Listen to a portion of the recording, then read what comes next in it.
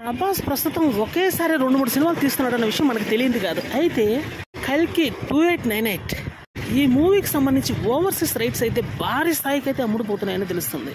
అక్కడ ఇంకా డీల్ అయితే క్లోజ్ కాలేదు. ఇప్పటికీ 100 కోట్లు ప్రీ రిలీజ్ బిజినెస్ అయితే జరిగే అవకాశం ఉంది కేవలం ఓవర్సీస్ లో. ఇంతకుముందు బాలీవుడ్ సినిమాలు మాత్రమే అక్కడ 10-15 కోట్లకు అమ్ముడుపోయే పరిస్థితి ఉంది. ఈ రేటుని అమాంతం మార్చేశాడు ప్రభాస్ మరియు మిగతా పాన్ ఇండియన్ హీరోస్.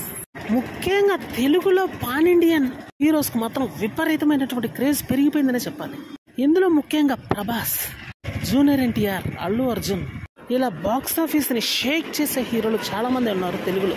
ఇంతకుముందు బాలీవుడ్ కు ఉన్నటువంటి పరిస్థితి ఇప్పుడు టాలీవుడ్ కు వచ్చింది. పైగా బిజినెస్ యొక్క రేటు కూడా విపరీతంగా పెరిగింది. అందుకనే ఇప్పుడు ప్రభాస్ హీరోగా నటిస్తున్నటువంటి మరో సినిమా రాజా సాబ్, ఈ మూవీకి కూడా మంచి రేట్ అయితే పడే అవకాశం ఉందని తెలుస్తుంది. ఇప్పుడు సంజయ్ దత్ గెస్ట్ రోల్ లో నటించబోతున్నాడు. అందుకే సినిమా మీద మొదటి నుండి మంచి హైపే ఉంది. కల్కి మూవీ కానీ బ్లాక్ బస్టర్ అయిందంటే పరిస్థితి మామూలుగా ఉండదు. రాజా సాబ్ మూవీకి అయితే దగ్గర 800 కోట్లు రాబట్టే అవకాశం కూడా గట్టిగానే కనిపిస్తుంది.